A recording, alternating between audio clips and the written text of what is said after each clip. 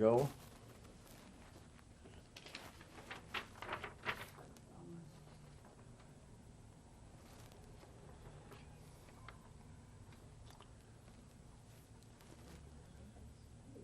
I'm John Lindholm, and I'm working with the Riley County Veterans History Project.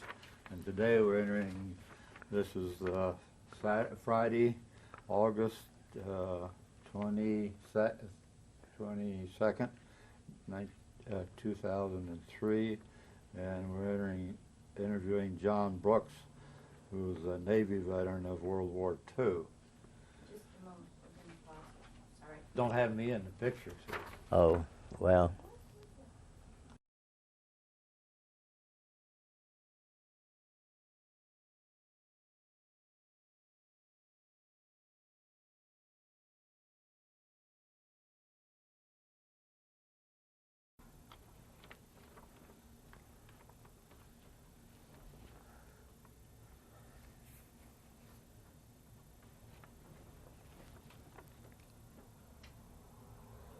Ready for me to start?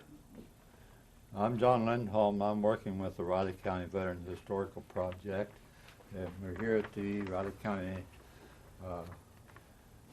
Courthouse in the room there.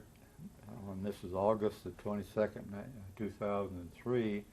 And we are interviewing John Brooks, who was a World War II Navy personnel. And John, you can start out by telling us where you were, when and where you were born, and some background before you went into the service. In December the 7th, 1941, when early Sunday morning, Japan bombed Pearl Harbor. That's when I first got attention to the world. Yeah, but I want you to go back to tell us your birth date, Oh. and where you were born and where you grew up. And I was born at Riley, Kansas in August 17th, 1922, and where'd you go to grade school and high school? at Green, Kansas. Pleasant Hill Schoolhouse, a country schoolhouse in Green High School. And you had a one-room school? And One-room school. It's still standing in good shape. and had a teacher for all 8th grade, Yes, I presume. yes, Lorraine Lund. She went to school with me for a few years. She went to high school and come back and taught me for 2 years. Okay, And so you had two different teachers while you were going two through. two different teachers. One for 6th grade and one for 2. Well, the first 6 was Mrs. Focia from Riley, Yeah. Mrs. John Focia. Mm-hmm. And then from there, High school. started working at Fort Riley, building barracks. Oh. And then when I turned 18, I went to Manhattan post office and took county examinations for the military. And then a few days later, there's 3 of us fellas that decided we was going to go down to Kansas City and join the Navy. Well, 2 of us made it, and the other, he got him in the Coast Guard. And from there, I took the boot camp recruit training at Great Lakes, Illinois. When was that? What day was that? You took that from Kansas City to there? Along. Close enough. It was in September when I took my physical to Kansas City in 1942. Okay. So October is when you went in. October when I got sworn in. From there you went to? Went to Great Lakes, Illinois, Navy recruiting station for 2 months. Mm-hmm. Graduated out of there, and you see, we're always taking examinations. Yeah. And I passed good enough from my math that they sent me to Henry Ford's machinist school at Dearborn, Michigan. And he was making tanks. And there was just a small Navy base there, 2 big barracks and a couple others for business and things like that. We'd go to school in the mornings, march over there half a mile to school at mornings, come back, and then go back after lunch and into the machine shop. We was there 2 months. And got out of there, passed another examination and stayed 2 more months for diesel engineering. Well, I thought, well, boy, I'm going to get out and see the world. They sent me to New York, the receiving station, that's where they place you on ships or wherever. First thing you know, they called me in and says, how would you like to be a deep sea diver? Well, what's that? So we'll find out. We'll show you.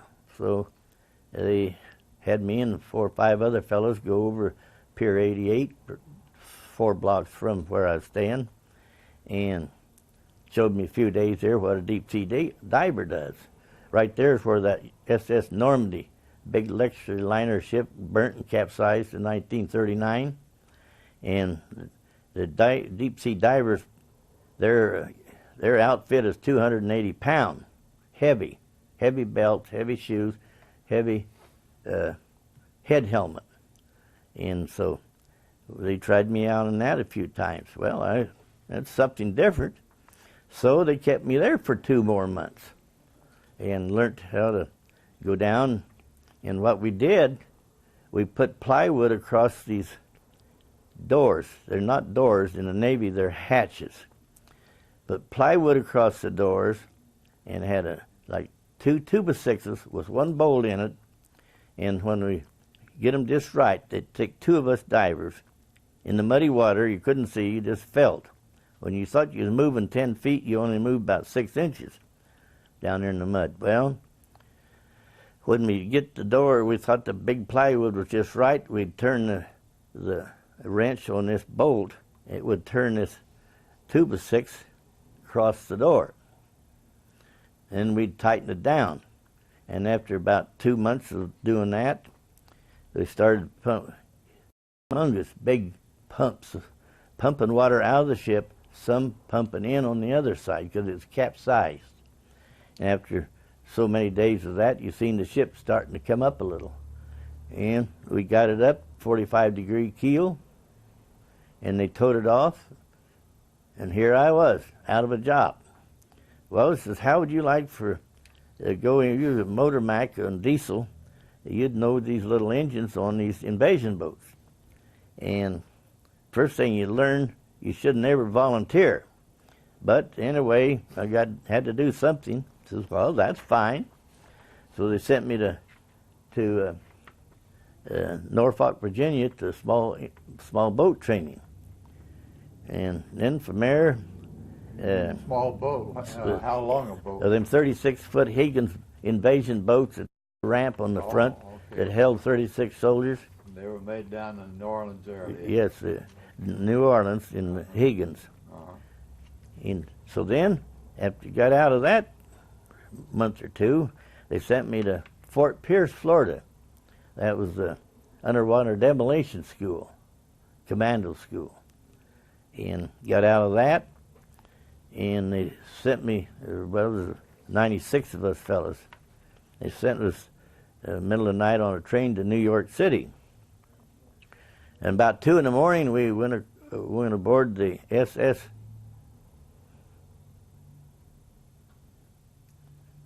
Forgot the name of it, but anyway, it was a big luxury liner converted to a troop transport. And 5 days later, we landed in Firth of Clyde in northern Scotland. And from there, I took more amphibious training in northern Scotland, up in a little secret base in clear up in northern Scotland. And we had to learn to run a lot and walk a lot. So if we was captured, we'd have to walk. So we got up to where we could walk from 25 to 35 mile a day. Walk, run. You never said no.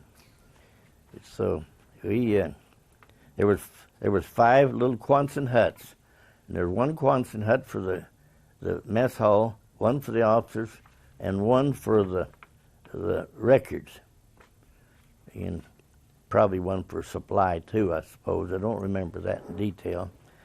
And so then, after about 2 months of that, we started coming down to the Firth of Clyde. It's a big area there. And our ship was out there waiting for us. So in What was the name of that ship? the you remember? USS Henrico. And that's one you got on your hat. That's there. right here. Okay, And so- let's take that off and show it a little bit better here. Then you can leave it off if you want to. And why don't you pan around over onto the ship that he was on? Just You want me to no, get not up and yet, do it? just to show that it's there. We'll go. No, Oh, stay still. okay. So you'll see that it's there. And then we'll come back to you getting on the ship and go on from there. And you want to show this probably when you're talking about over in the Pacific area. Yes, there'd be a lot to talk about then. Okay. So And I'll let's, talk about this rocket boat in a little bit when. Okay, now we're back on you, John. So this is the ship you got onto, and you're operating then in the North Sea and the English Channel area. Is that where it was? Yeah, first the North Sea, and we got off into the English Channel a little later. This, when What year was? What month was this? Do you remember? First is 1943, Yeah. December, and then, but then we played along with that ship all winter. Pretty cold over there, and this was the boat we worked off of. When you're over in Off of the ship. There was Yeah. 2 of these rocket support boats on each APA, Amphibious Transport Assaults. The rest was them Higgins drop-down ramps the GIs would walk off of. Yeah. These here, when we'd take a rubber raft, I forgot to bring my rubber raft with me, we'd go within, say, 400 to 500 yards of the beach, scoot the rubber raft off, and we'd go up on the beach in about a foot of water and anchor down the raft. We'd get off, and we'd pull mines off to the side. I'd have a buddy system. 2 fellows would be buddies. We never was over 100 feet apart, and we're never any closer than 100 feet. So if a mine went off, it wouldn't get us both. But we're close enough that we wouldn't get in trouble, we'd hear. And the way we never talked. The way our communication was tap twice real hard on the water, and you could hear that. But it was pitch dark in Europe, very, very dark. But after you worked several months at night, every night in the dark, your eyes get acquainted to the darkness, and you could see 200 or 300 feet that there's an object, because we didn't know who was on the beach 100 feet from us. So we'd pick up in mind with the Geiger counter. See, we didn't have any metal on us at all. No buttons, no buckles, eyelets out of our shoes, no dog tags, no nothing that had any metal. And so Geiger counter would find all them rattlesnakes along the beach, and we'd pick them up. If they didn't have a string on them, we'd put a string on them and drag them over to a big orange stake. And they were about 200 feet apart. And we'd be dumped off the side of the ship at like 12 o'clock in the morning, and we'd go and start our work. So we get them mines pretty well picked up as good as we could. And then the Rangers would come by us, Army Rangers would come by us around 4 in the morning, and we'd better have it open for them, because they come in swarming. And when they went by us, first I'll get back, after we picked up our mines, we set depth charges under these here. I got some pictures of the obstacles on the beach, the big angle irons.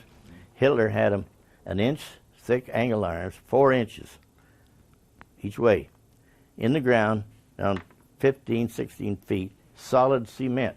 They said they'd bulldoze the trench, put them big angle irons in it, crossovers, and fill it full of cement, because they figured our dozers in them days weren't very good. It took a good dozer to push them over. So we'd set like 7 pound of TNT under each one, maybe of them to a set. There's generally 3 or 4 angles, and we'd go back to the raft and back to the ship or boat here and get a few more every once in a while. Drag in there. TNT was in kind of a. They had that paraffin.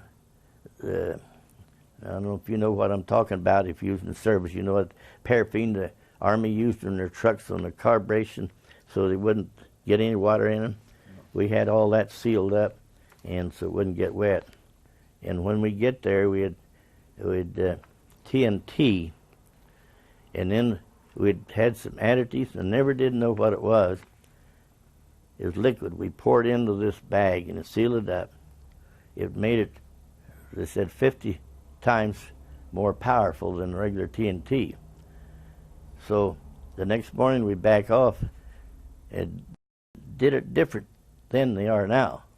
Then we had wires, 2 wires. One rolled a little roll of wire back there, a couple hundred feet, 300, 400, whatever we thought it was. Now all you have to do is press a button and detonate that explosion. Well, I tell you, the next morning when they started the shooting, we shot off. We had around 320 rockets, 32 pounds each. We started shooting them off, and then also we'd detonate these TNT under these obstacle courses. If you've seen any sand go in the air about 300 feet, that's when that TNT went off. It bent them angle irons over, and then we'd shoot these rockets off to get these mines. And did a good job of it. If we'd shoot one off, one at a time. There's 3 of us fellas, the engineer, I was the engineer, deckhand, and the coxswain, and the officer. The officer's the one that, he's the one that turned the dial to execute the rockets. Shoot one off. If it didn't land just where we thought it would, we'd pull up a ways, or maybe to the right or left, till we got them exploding. Then we'd just turn loose. After 320 rockets, and there was 17 of these boats along that mile of Normandy, and you couldn't hear, you couldn't see nothing, because there's big rocket ships behind us, a few blocks that shot right over us. And the big Navy ships shooting right over us too, and landed maybe 10 feet above us, in front of us. In a friendly fire got more of our men than the Germans, and so we thought we had it to where the Army could get in there, but we didn't. And about all hell broke loose. The airplanes come over and bombed first. This literally lowered that hill. But to find out, they had to call the Rangers back to the water. They couldn't get up the hill. So about 10 o'clock that morning, they called all of them back. There were 8,000 or 9,000 troops standing in water to their neck, holding their gun up. And here the ships are shooting in, the airplanes are bombing, and the ships, the airplanes did a good job bombing. The ships behind us, they didn't know where they're shooting, and land shells all around us. 96 of us fellas, and there was 16 of us made it out, because the friendly fire would get us. And after they shelled at 10 o'clock in the morning, here comes some dive bombers in. And they had some big holes in the hills, that railroad track, and I went up and viewed it after we got them all settled down that late that afternoon. Had a railroad track back in them hills, and they'd turn. They bring in 255 millimeters out, which is a 14-inch gun. And they hit the USS Texas, hammered the heck out of it till it got in gear and backed out of the way of it. Then's when they brought the dive bombers in. Dive bombers would come in. Now, that was a sight to see. They would come in, and they tried to blow the bombs straight in. They couldn't get them in there. Dive bombers come in, And like this, and then they raise up and then release the bombs. They got them in the holes. After about 30 minutes of maybe 200, all of 200 bombers, they literally lowered that hill. And then the troops got in. They put in, they said 11,000 when, and probably it's a lot more than that. And I won't say anything about what happened, but anyway, it was terrible. But they got up the hill, and from there on, things got a little easier for them. But I went up there about 3:30 and 4 in the afternoon. This is how I got to be misplaced personnel. I went in the beach where we was picking up mines, and about 300 feet behind, up on the beach, there was a piece of wood, board, looked like about a 12 or 15 or 20 foot long board. Kind of tore up, so I said, wonder what that says on there. So we pieced it all back together as good as we could. It said, "Welcome, Yanks." And behind that was a machine gun nest, not over 250 feet from where we was working all morning. He could have opened up on us real easy. But at the same time, these 50 calibers would have got him quick. And so then, and it was something to see in them railroad track dams. Railroads go in the tunnel and curve. And on the curve, it had walls partitioned out. And it was 16 feet wide, full of metal. But them bombs, some of them got through. And it really was a sight to see. Now, do you want me to continue from there? Well, yeah, this was D-Day. D-Day. Yeah, Yeah. in Europe. Yes, June the 6th of 1944. Because we need that date hard on the paper so Yes. that people will know for sure what it was. We went over the side that morning at 12 o'clock or 12:05, and there's 42-foot waves. And now, our boats, well, we had to hang these from on the ship here. Here's my boat. Yeah. It's what they have what we call falls.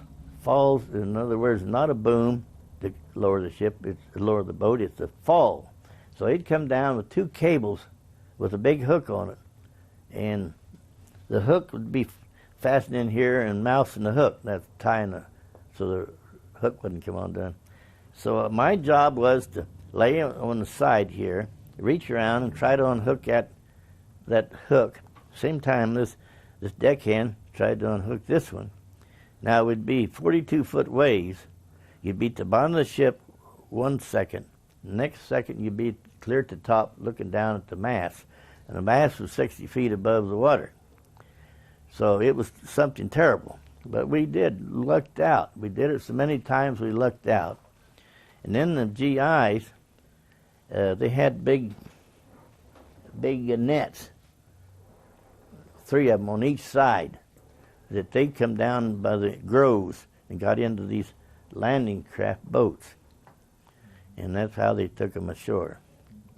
Hitler didn't think we'd ever invade that day because the tide was too high and it was too rough. And so how many landing boats did you have on your ship?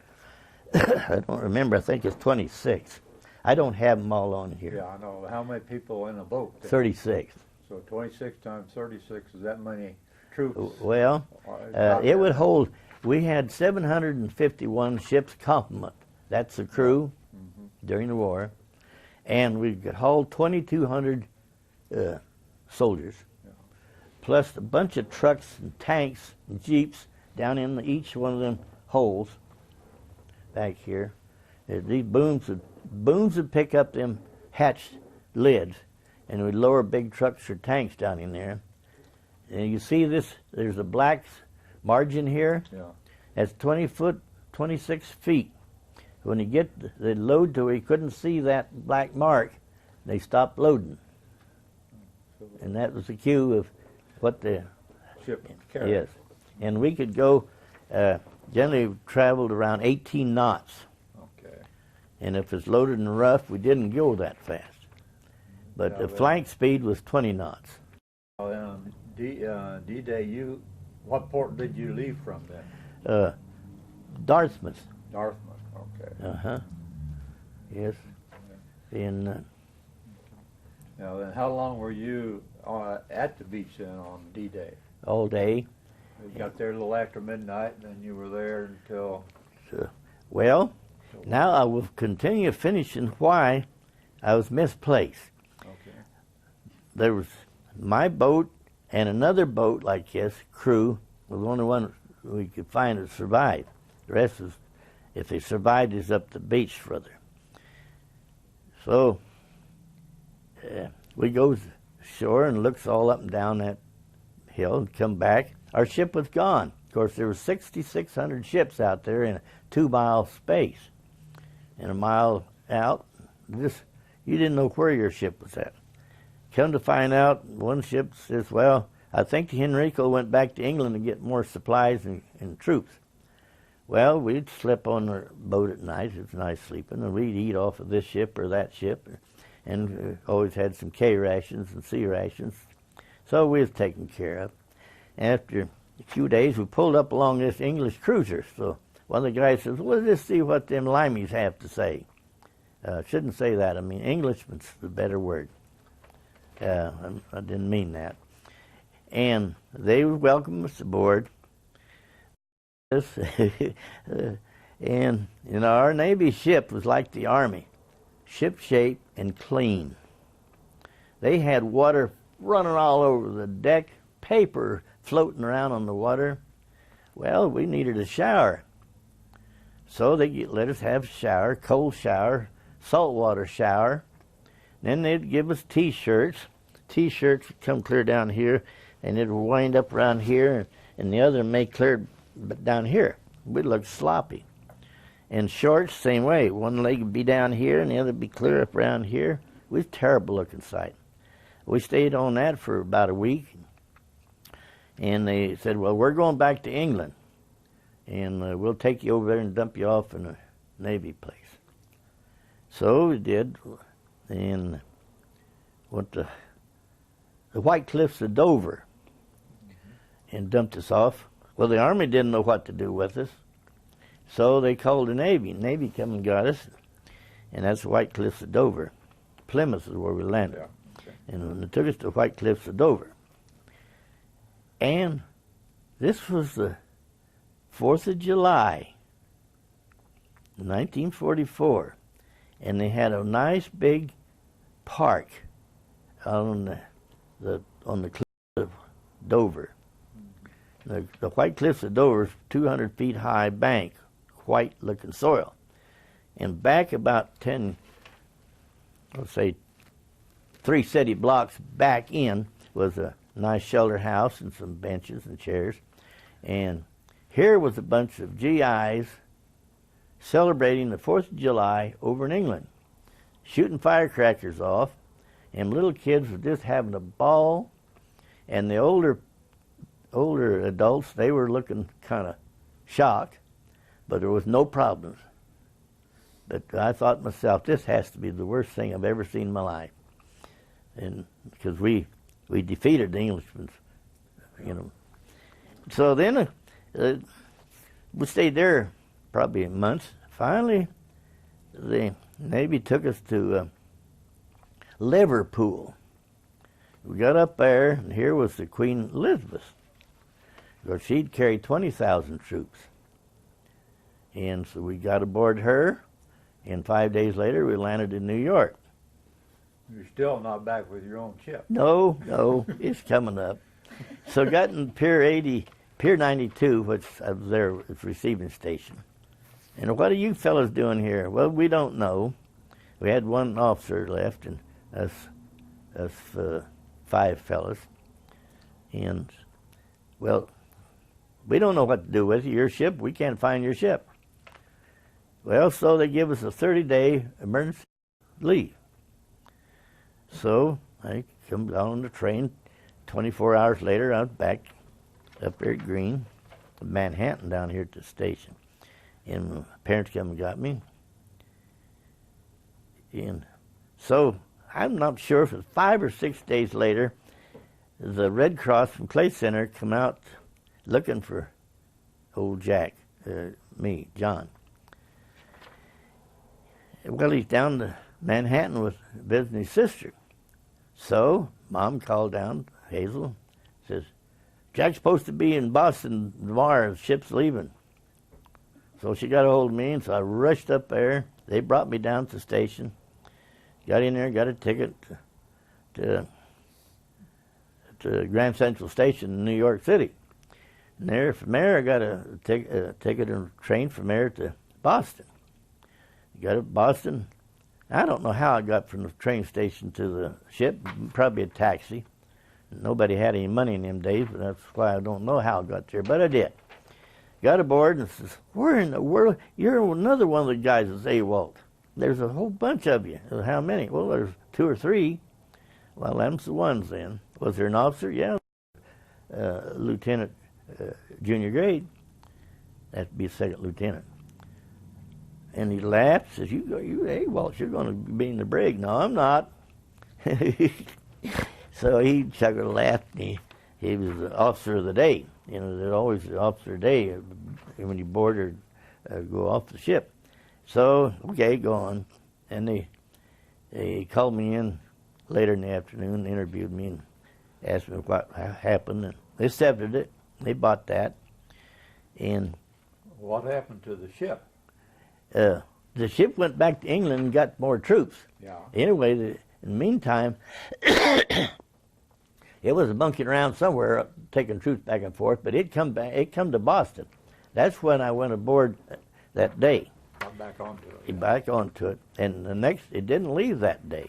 It left the next day to go out through the Panama Canal. And so, from there we went through the canal one day. Figured, well, we'll maybe go to San Diego. Instead of that, later in the afternoon, instead of turning right towards San Diego, it kept on going. But dark was still going. Didn't see any land. And 5 days later, we landed in Pearl Harbor. That's how long it took. What day was this? Do you remember? No, it's in 45. It was 44. It's 44. Yeah. I think we got there. I'm not sure if it's October or November 44. Okay. And we monkeyed around. That was a sight to see, Pearl Harbor. Now, what are you wanting to continue? Well, yeah, well, continue right now. Okay. We're about the end of the first tape. Okay. I think. Okay. No. Eh. We're at 32. Okay. We got a lot of time. Okay. So then we fooled around there and regrouped, and that was a sight to see in Pearl Harbor. We come in the port there. We seen Battleship Row, where the battleships all moored up together side by side, and why they did that we don't know. And we often had thoughts of why they did it, but there's a whole bunch of them. And I'll show you a picture of the Arizona that's there now after a bit. It was capsized or sunk down, kind of leaning over. Part of the bow sticking out, and the oil was dripping out of it. So in the front of the Battleship Row, there was a Japanese mini sub, 2-man mini sub, about, I don't know how long it was, 50, 60 feet long. They captured right outside of this one they captured right in the Pearl, around battleships, because it went under the ships as the ship come in, but they got some outside. Now from there, we went out into, they were still battling in New Guinea and Coral Seas down in there. So we goes out in the Marshall Islands. Many of you ever studied geography? You'll know about where I'm talking about. If Pearl Harbor is one place, and Tokyo is up that way 5,000 miles, Philippines is 8,000 miles to the left, Marshall Islands are down towards New Guinea and Australia. So we goes to the Marshall Islands, and all them hundreds of little islands, and we'd pick up troops and take them different places. And then we got into the Coral Seas. That's down this side of Australia. And we put in, it was, we had some long hoses, 300 foot long, on the Coral Seas. The island there in the Coral Seas, we'd have 300 feet, about 6 of them in a row, with 6.5 to 7 pound of TNT per foot. And we'd generally we'd lay about 4 of them. The Coral Seas water was only about 2 foot to 3 foot deep, and we couldn't get our invasion ships into the beach.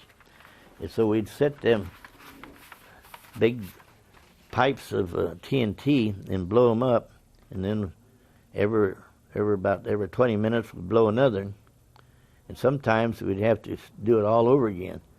And you see that white coral flying in the air a couple hundred feet. We finally got some of our smaller invasion boats, boats, not ships. The invasion boats slide in over top of that, where they get the troops off into maybe a foot of water. And then we would, New Guinea. We had several little hops around them little islands. Never of them very much problems to us divers. The Japs stayed back. They were a little smarter. They would stay back till the troops got ashore, and then they'd come rushing up. Well, then we went from New Guinea over New Guinea. That was a different area. That was swamps and jungles.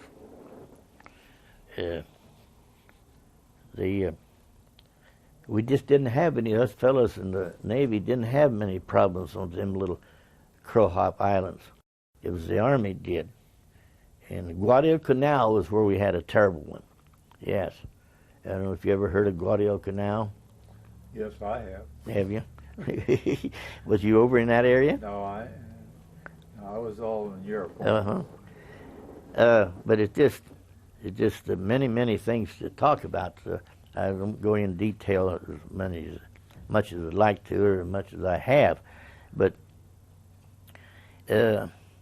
I got a globe sits right by my chair.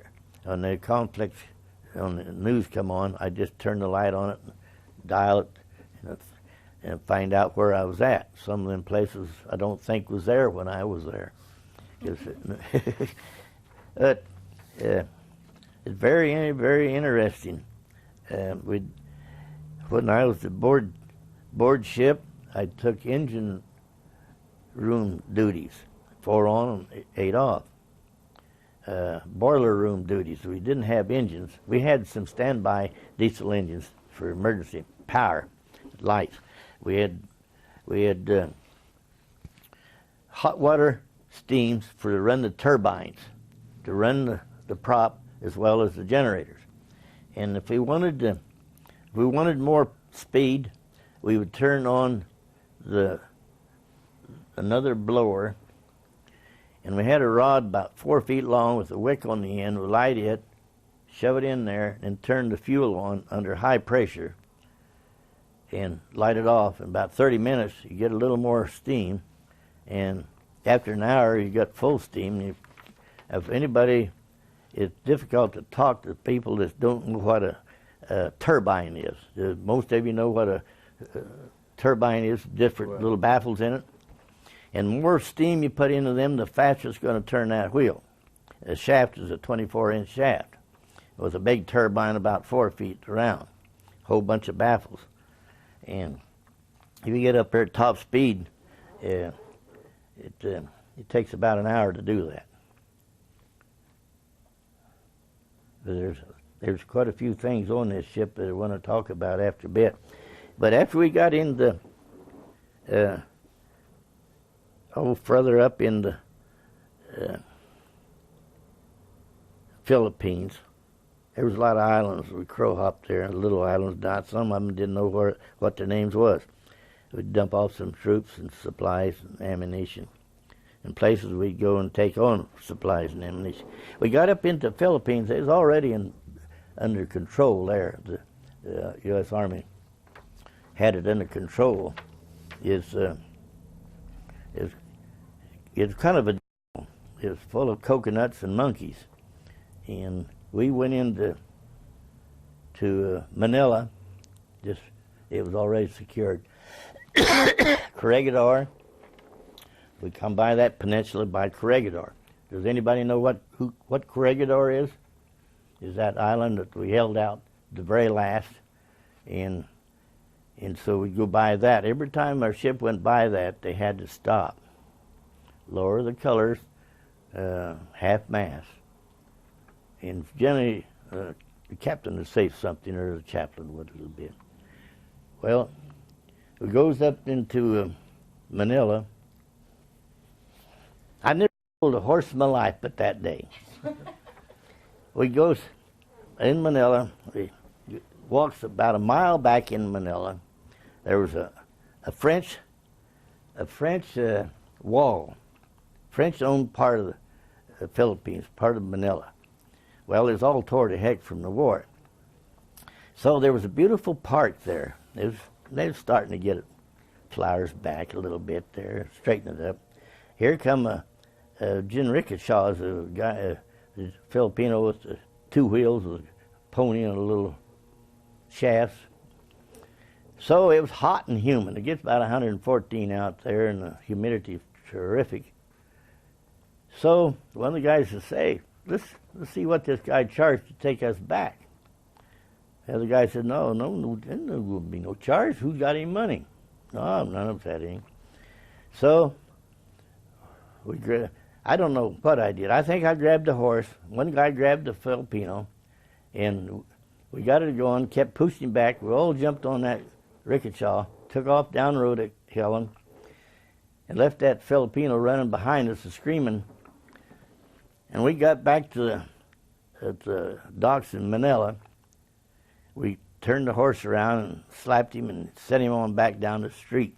That's the only place I ever stole a horse. And we laugh about that ever since. So at that time, as we come and went out of Manila, Manila Bay was huge, probably 15 miles from Manila docks out to the peninsula. And there was dozens upon dozens of Japanese ships that our Air Force had sank. The masts were sticking out. And very, very dangerous for ships to come in and out of there without designated buoys. And a lot of our ships was there in there, many, many hundreds of ships in there with supplies and whatnot. And then we go out into to start in islands again. Most of them was pretty good, was pretty safe.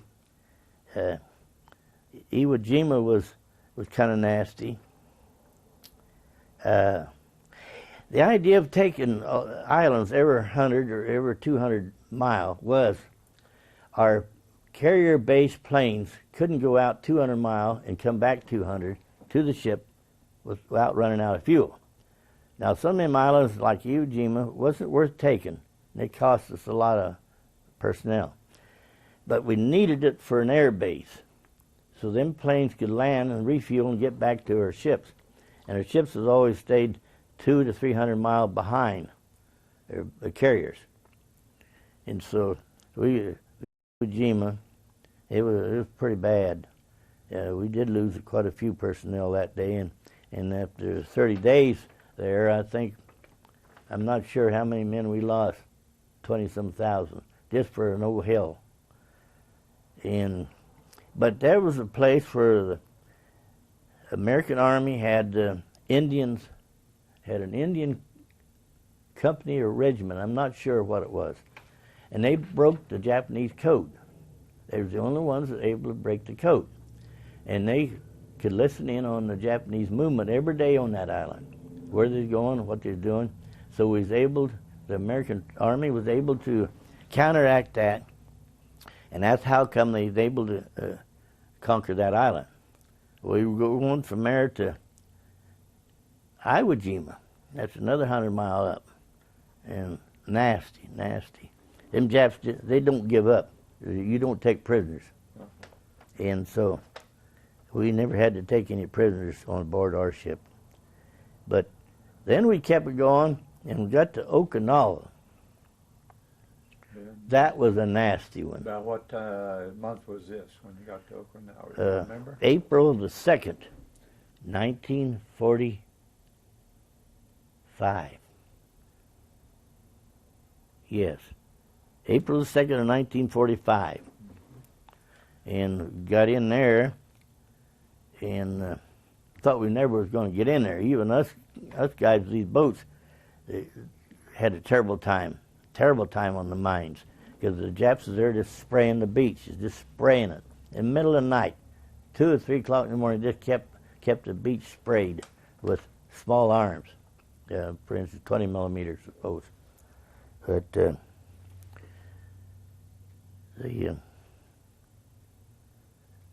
I kind of lost my train of thought there for a second.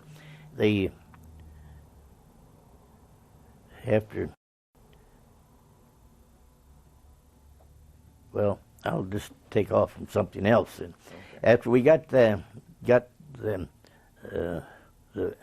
army guys aboard on the beach that morning, Rangers, and more Rangers. We took the 77th Division in. They went right by us. And come to find out, Ernie Pyle was in that bunch, war correspondent. And later on in the day, we heard that he got killed. He was on a Jeep, advancing too fast, and a sniper got him. Well, we finally got back to the ship. I don't know how many boats we lost that day. We lost a lot of them. And went aboard. Could I have a glass of water? Okay, let's stop.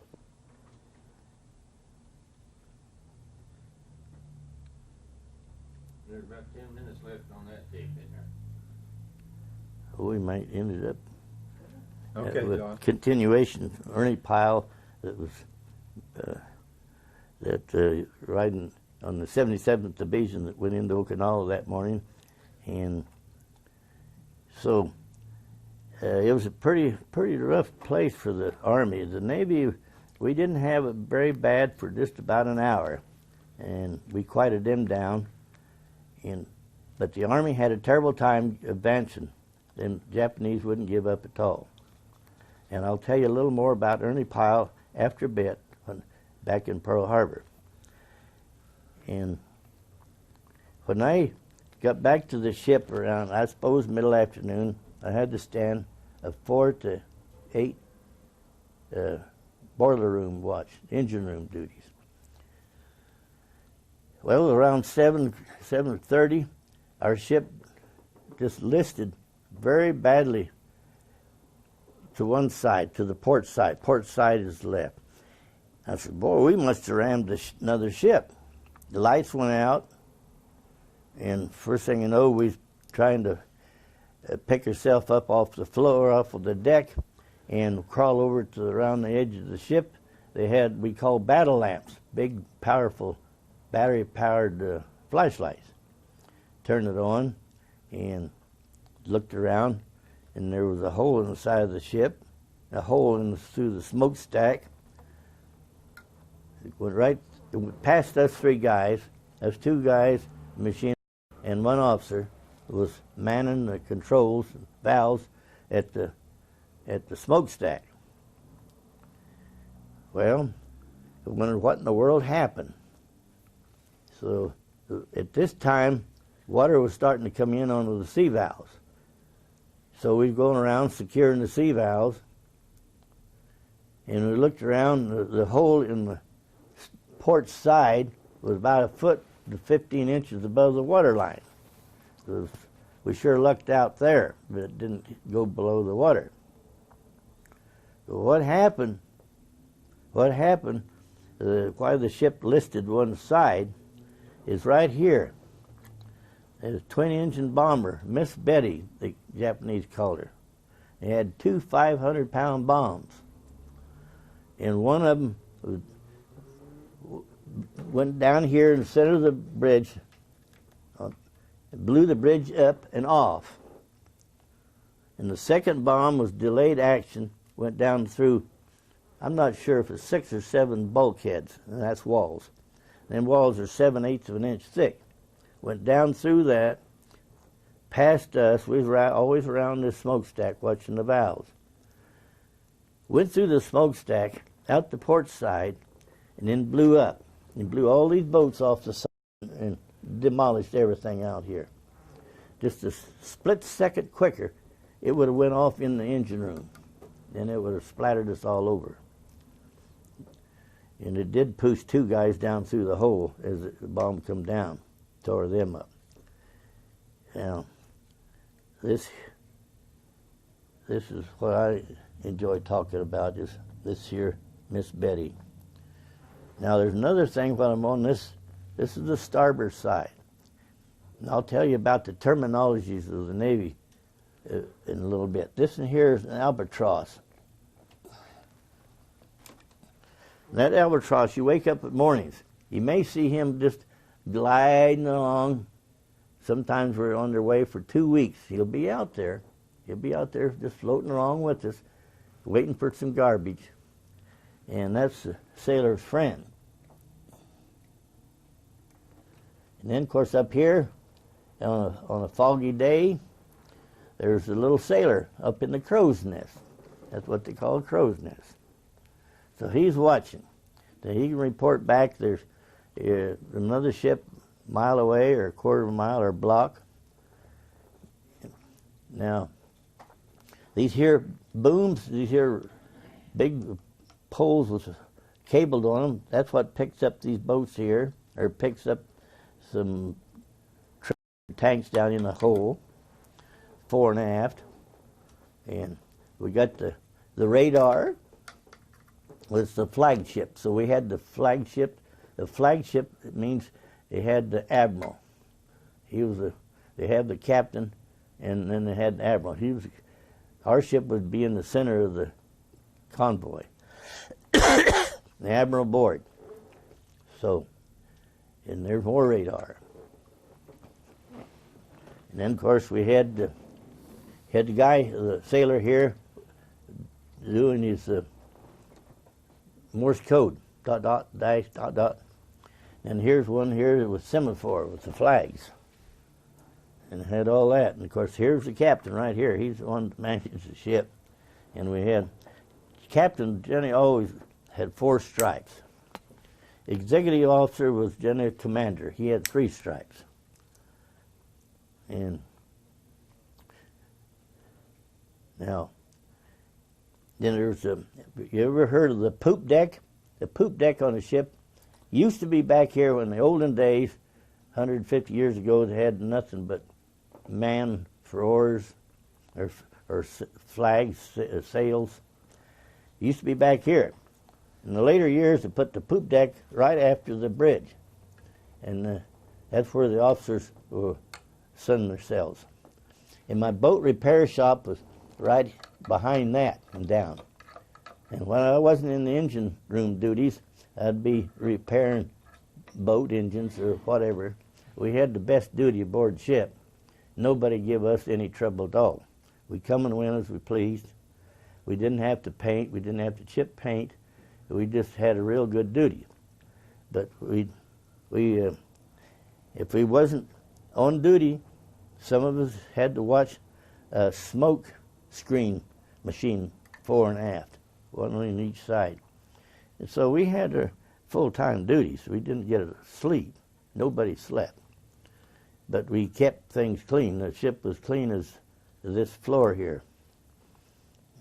And of course we had 2 5-inch guns, one fore and aft. We had twin 40 millimeters. We had some 20 millimeters.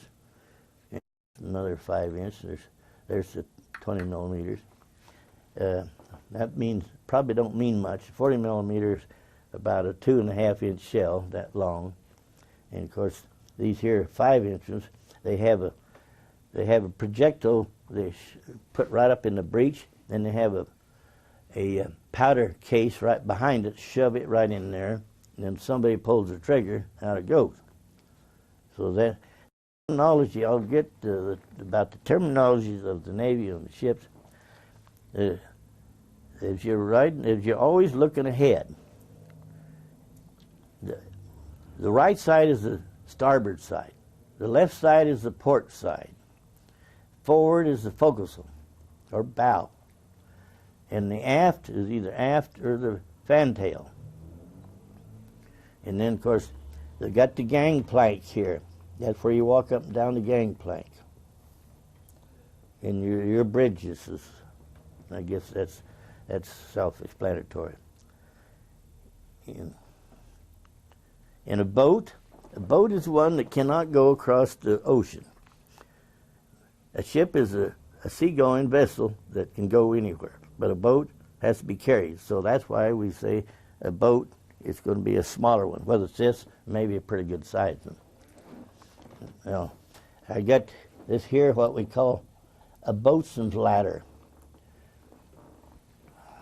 If the gangplank is not down, and they need to go ashore, pull in a place, and they're not going to lower that gangplank down unless there's authority, because it might be in an unsecured place and don't want anybody walking up the gangplank. They pull this down, they'll lower a boat down, the coxswain and engineer will crawl down that boatswain's ladder into the boat. And he comes back, it'll be the same way. Well, anyway, Okinawa, we had that invasion that day, and that evening when the suicide plane hit our ship, we was towed in with another ship, and it was these line, we called them hawsers, about 3-inch line, and he kept breaking them because our ship was heavy. They finally got on, I'm not sure if it was 3 or 4 big hawsers and tied up here and pulled us in. And come to find out at Tombstone Harbor, Creperetti, there were 49 ships got hit that night with suicide planes. And during the evening, some of them, they're sinking, so they just shove them up to the beach and let them settle down in the sand. And the Japanese would come aboard, and so American sailors thought perhaps, well, somebody else is needing some help. So they'd help them up here, and to get aboard, it was Japanese, and attacked our troops. So then, sometime during the night, there was a destroyer come by and sounding off his horns, general quarters to everybody. Now, our ship wasn't sinking, so it was tied up a little further out. But we was all sleeping on top deck. You couldn't sleep below because the smell was terrible. And what they did, them destroyers come in there and drop depth charges all around our ships, all around the docks, there wasn't any docks, all around these hundreds of ships. Because a lot of Japs floated around and got aboard and did their damage. So they quieted them down. They didn't come aboard any of our ships after that, I guess. Now, this was port in Okinawa. Okinawa. On which side of it? South side? Or I'm not sure. Okay. I'm not sure which side of it. Didn't know my direction. I'm assuming it's on the north. Okay. Because you get over there, and you look back this way, it's south. So, so we have the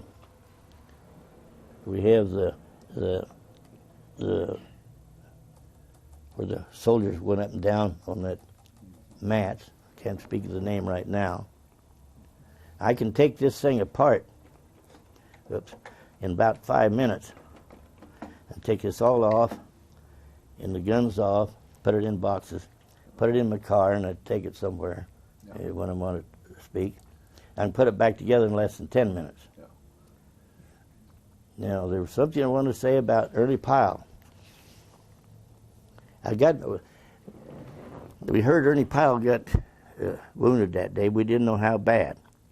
So the next day, around sunup, there was some landing boat come along the side of the ship and wanting to find them 2 2 divers, deep sea divers, if we had any.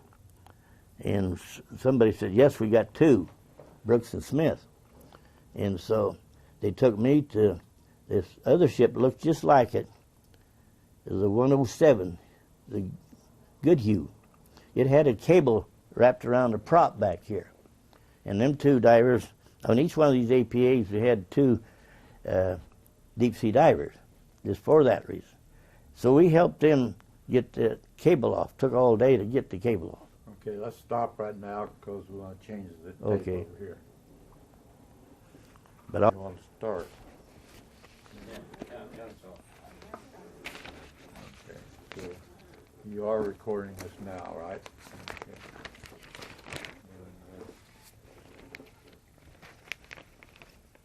are you ready? Yeah. Oh, continuation on Okinawa, and back on board ship, and regarding Ernie Pyle, he was on the next ship over from us, and I don't remember what ship he's on, and we didn't know that he was around. He was a war correspondent until after we heard that day that he was injured, and the next day we heard he'd passed on.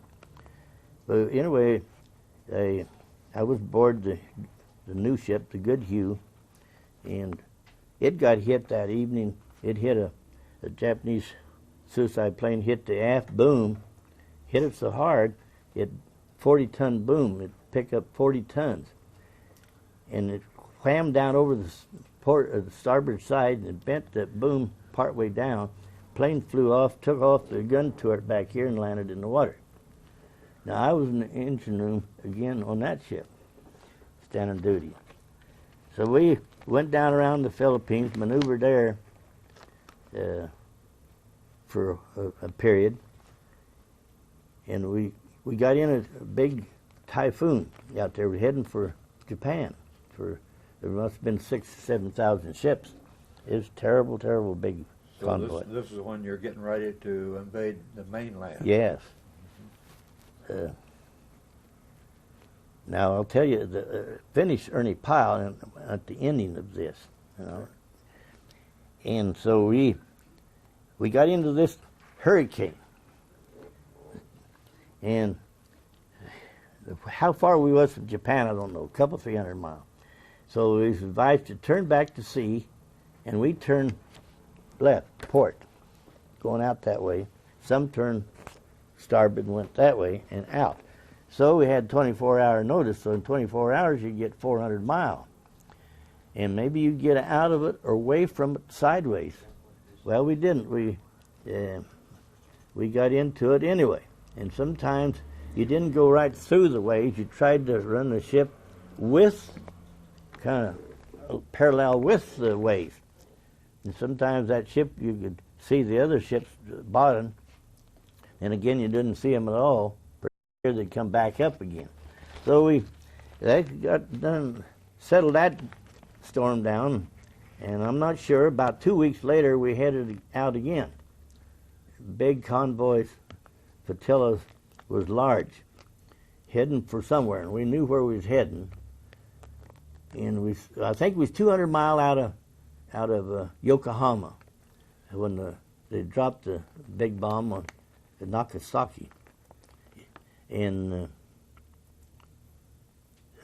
so they didn't give up then, and 2 days later they dropped it on, can't even speak of town now, Japan. Hiroshima. That's it, Hiroshima. Hiroshima. Hiroshima. All right, that'll do. And then's when they stopped. Now, if we'd have went in there, we'd have lost, figured 800 to 1 million men. Come to find out, I was back in Japan 20 years later, and we've seen where the tunnels were made highways. So they surrendered on the USS Missouri in the Sea of Japan, and we was kind of tickled to that. And that was all over. We sailed into Yokohama, and there's a bunch of real neat warehouses, small warehouses, big, many of them. And we poured up, moored up, tied up along the docks. There wasn't nobody there to help us. You know, the boatswains would throw a monkey fist. Does anybody know what a monkey fist is in the Navy? It's a big hard ball with a braided string going a whole bunch of different ways, tied on about a 50-foot line, tied onto these big hawsers. So they'd whirl it around their head and get out there about 20 feet, and it'd go out there about 250 feet to the dock, and somebody'd pick it up and pull the hawser up on and tie it up on these capstans. That's the big deal on the dock. Well, there was a Japanese guy just standing there looking dumb. Somebody says, "Hey, Harry." Harry, he just kept hollering. He didn't pay attention. And when somebody said, "Harry, you SOB, pick up that monkey fist." Well, he finally got the message, and he picked it up and pulled the hawser up on and to where he could. He had to. Everybody was hollering at him to tie it and make a circle figure 8 around that capstan. He finally did. Finally got the ship up there, unloaded a bunch of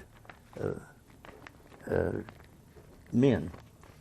And at that time, here was some Army trucks bringing some prisoners of war. Excuse me. Down. And some had to be carried aboard. They were Australians and Englishmen in this camp right outside of Yokohama. And so we loaded them aboard and takes them back to the Philippines so they could bring them in society, treat them, and medicate them, and feed them right, because they were used to eating nothing but rice or dead rats or mice. And I could liberate a lot on that, but I won't. I don't want to talk that way, how they were treated. So they, and then we unloaded them there at the Philippines. We loaded up a bunch of troops that hadn't been there 30 days and brought them back to the States. Now, we thought it was awful. We left them prisoners of war there in the Philippines and brought fresh troops back, but there was explained to us there was a reason for that. So we got back to the States. They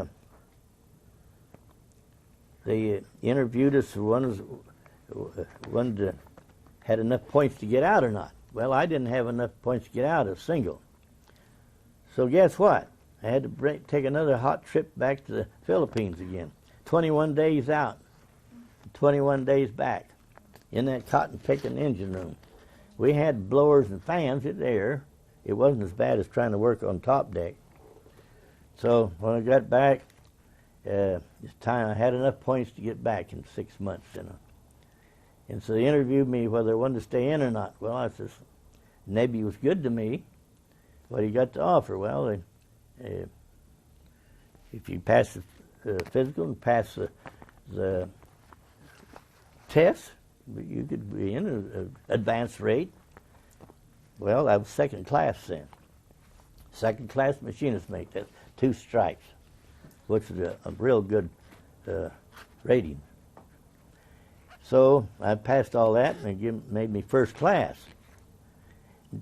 But I didn't pass the physical because I lost my hearing in Normandy invasion. I had 20% hearing left in my left ear, but none in my right from all the bombs. And well, I lost my partner. He got blew up, and it blew me about another 50 feet sideways and collapsed my eardrums, inner ears. So the aboard ship, they taught me how to read sign language, not, what do you call this? I've learned that a little bit, but I said, I'm not satisfied with that. And the other officer, now this one first, and he had a son who was mute, so he taught me to read sign language. And the other officer on the next ship, he he had a daughter that had little hearing, and he taught me to read your face. And we'd be on duty 4 hours, see. We probably never said a word. We just whisper out in her voice. I caught on to that pretty good. And it come to getting out. Oh, that one, when I got back, got on the ship at Boston, forgot this, went to the doctor, and I couldn't hear. He said, "Oh, you're just trying to get out of the Navy." I said, "No, I'm not. I like the Navy. He never done nothing for me." They couldn't. Well, when I come to get out of the service in February of 1946, he says, "Well, you passed everything except your physical. You can't hear." I said, "No," and that's what I've been trying to tell that little red-headed SOB and down in the engine room all this time since Norman invasion, that I couldn't hear.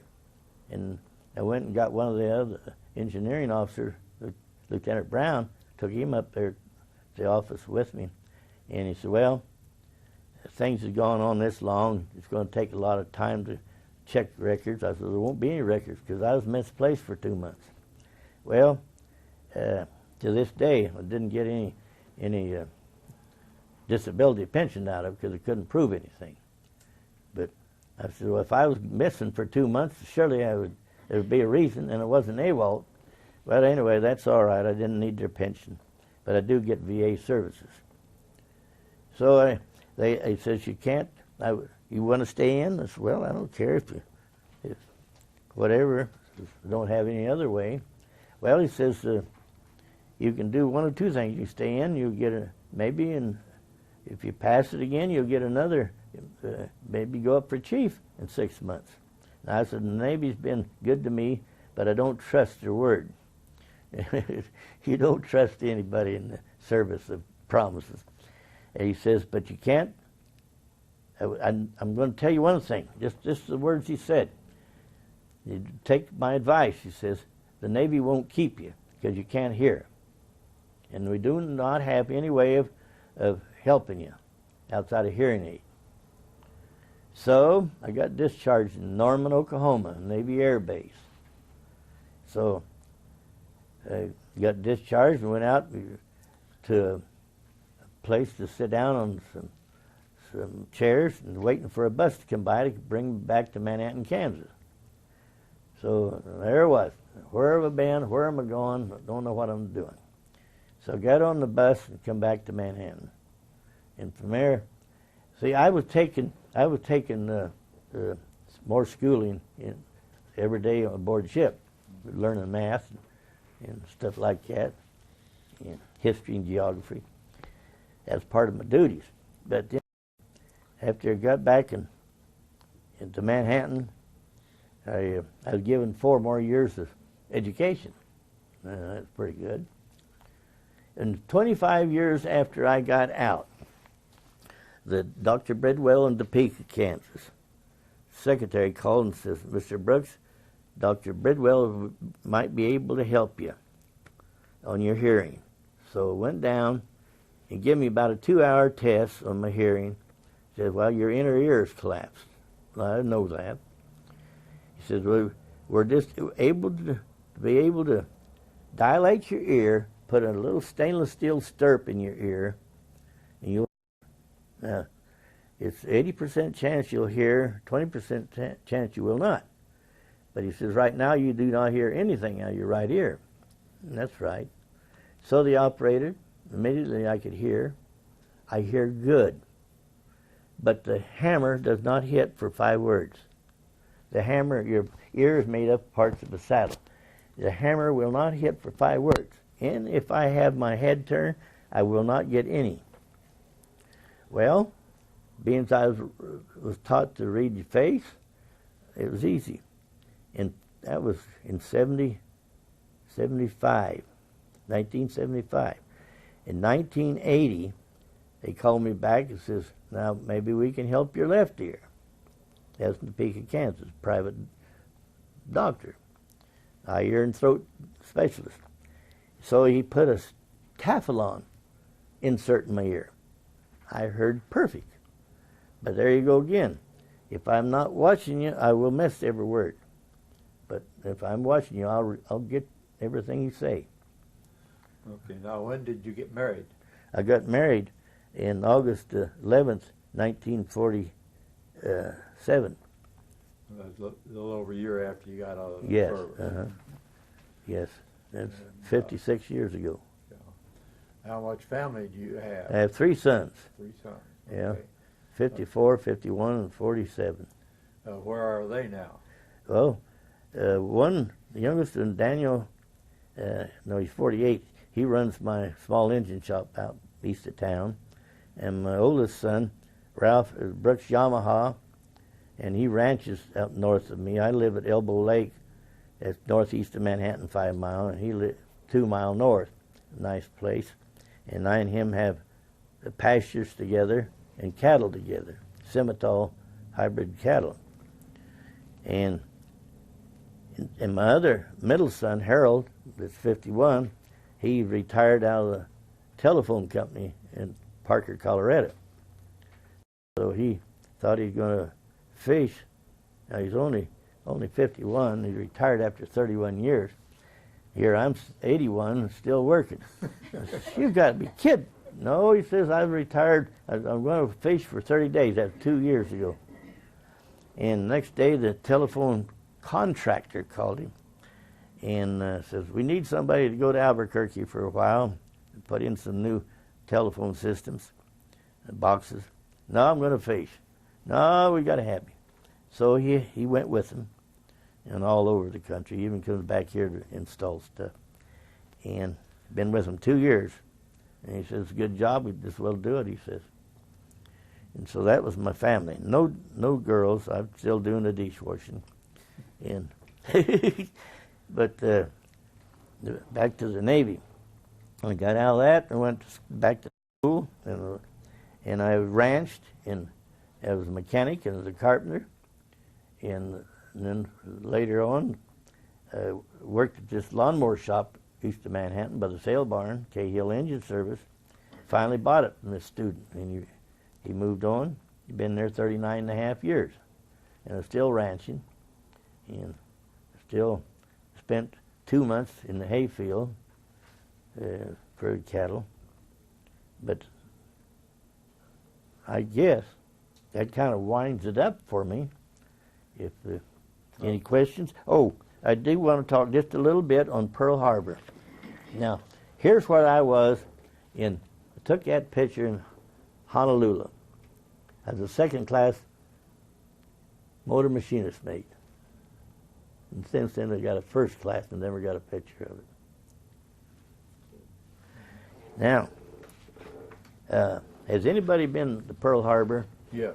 And if you out there and seen Battleship Row and the USS Arizona? Yes, sir. Okay, now here's what the Arizona looked like. Big battleships with big superstructures. That's what this is, superstructures. It settled down in the mud when we was there. I've probably been to Pearl Harbor 24 times in the Navy. And the oil was seeping out of it. The oil floating around. And so, there's other here.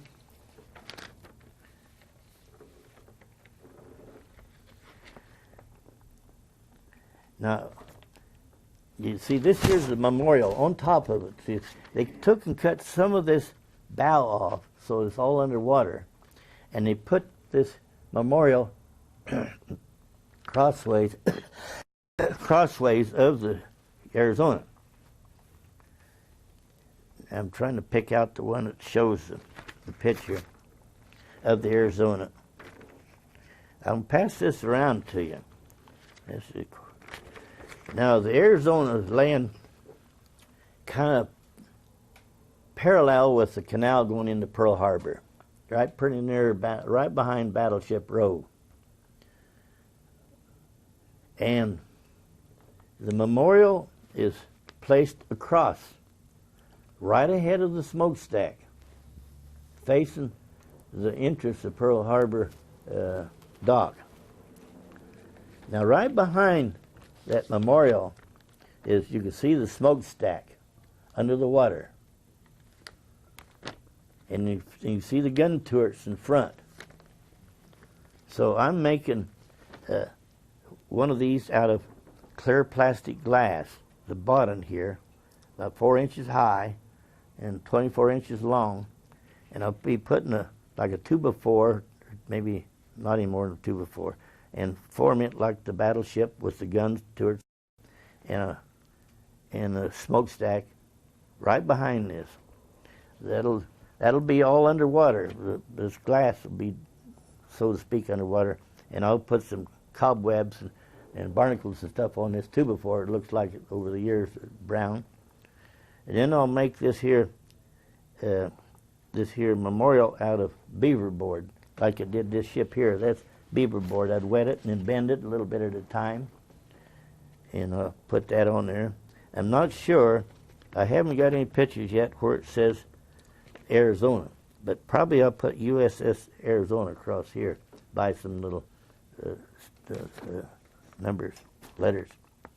And so, as I see it now, this is a canal going out, and this, if you got off here, you walk right on the dock to the entrance of the gate. So I'll be making that. And one guy gave me these here a couple of weeks ago. He just got back from, he was in the Navy over there during that time, and he gave me these, and he put my name on this memorial, which I thought was pretty good, so I'm going to make him one.